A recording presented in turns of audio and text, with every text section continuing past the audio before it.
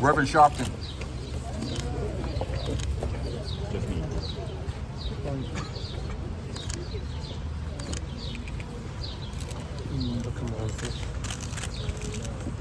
Reverend Sharpton, any word before you go in?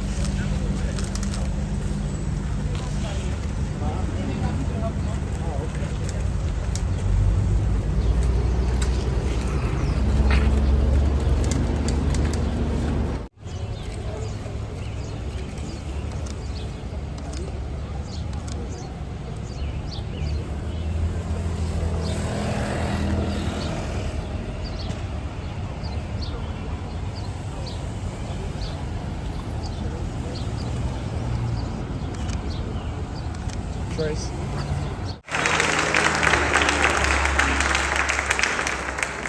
Record show that he lived a wonderful life. He was a wonderful person. Amen. We praise. Jordan went to build his father unreal. He would go on to attend Yale High School, where he became a star basketball and soccer player. One of Jordan's biggest passions was to dance and entertain.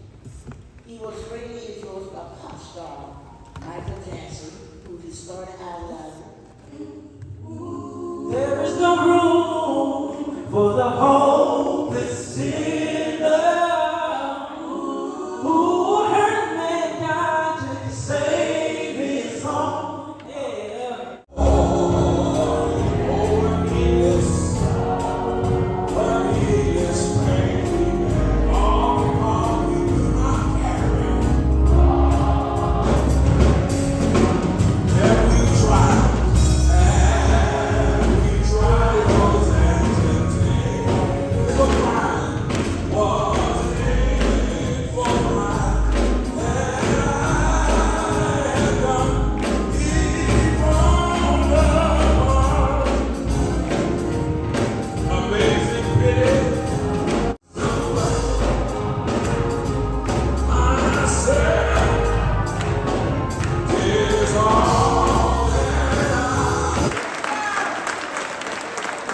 There must be Jemani Williams' sound policy on the homeless.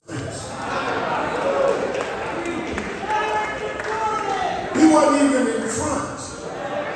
Behind, there was no weapons. There was no language, nobody was threatened. And you grab them and put them in a chokehold. Two people hold them down. And you go to the precinct and they let you go. If Jordan was impersonating Elvis Presley, if Jordan had been a different race, and they had him impersonating Elvis, and a black guy put Elvis impersonating in a chokehold, and two black guys held him down, they would not have let that black guy leave the precinct. I want to know why they let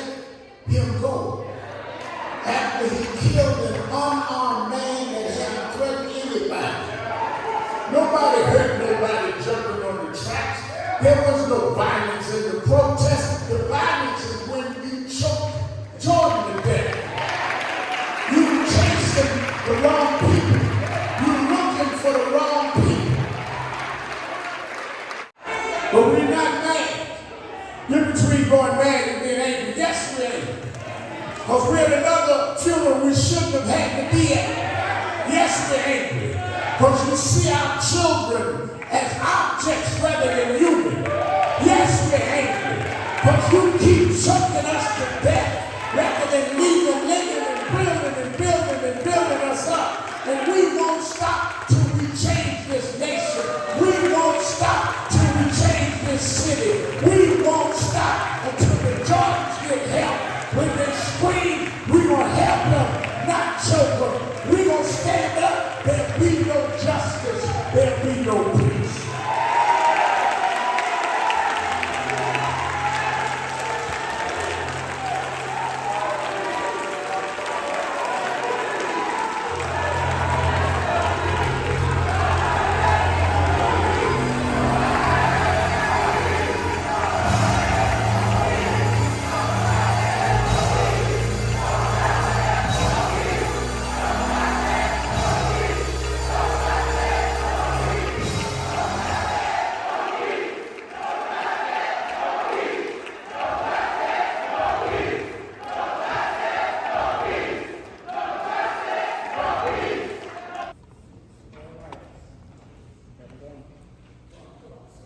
The earth is weeping for Jordan.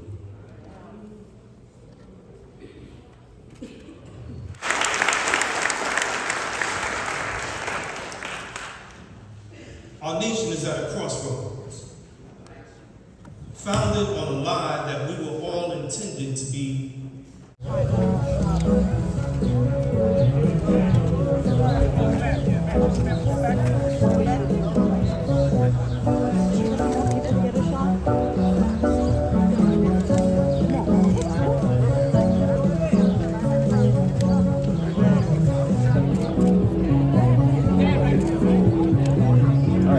Let's let her do it, guys.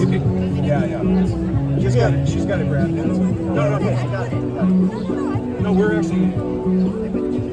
Armed forces can use lethal tactics on an unarmed civilian who has not threatened anyone or put their hands on anybody. How is that legal? Any member of our Congress or government in any one of the states who endorses this says flat out that they do not endorse due process. Whoever says this, that this gentleman who was yelling that he was hungry, yelling that he was thirsty, and that he needed help, if you're opposed to the fact that he was just speaking and not attacking anyone, and not harming anyone, and unarmed, and malnourished, and rail thin in stature, if you're in opposition to what he was saying at that moment, when people came up behind him and attacked him, you're also flat out saying that you don't endorse the First Amendment. He was speaking out loud, shouting out for help. That's what he was doing. He was not imposing threat or harm on anyone. For any member of the United States military to use lethal tactics knowingly on someone who is unarmed, especially a civilian, that is not legal.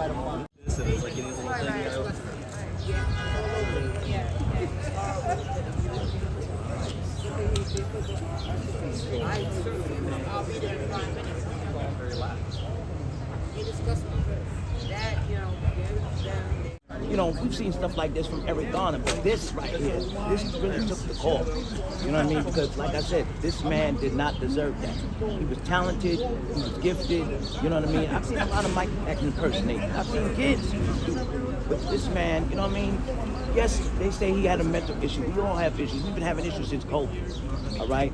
But for somebody to come up and to, you know, attack this man and assume he was a threat, you know what I mean, knowing that he was homeless. This man, his mother was murdered, you understand? And he'd been carrying emotional pain because his mom was murdered. And he'd been trying to, you know, maintain the streets on his own for quite some time. We don't know that. A lot of people don't even know history about that. What do you think should happen to the former Marine that had him in the chokehold? Well, I feel personally that instead of him, Mr. Penny, you know, escaping law and escaping the consequences, I feel that, you know, not only had he been turning himself in, I feel that he deserves consequences because this don't make sense. This ain't right. You committed second-degree murder, manslaughter. You know what I mean? My father was a sergeant. He served his country. Before my father came to this country, my father was a cop.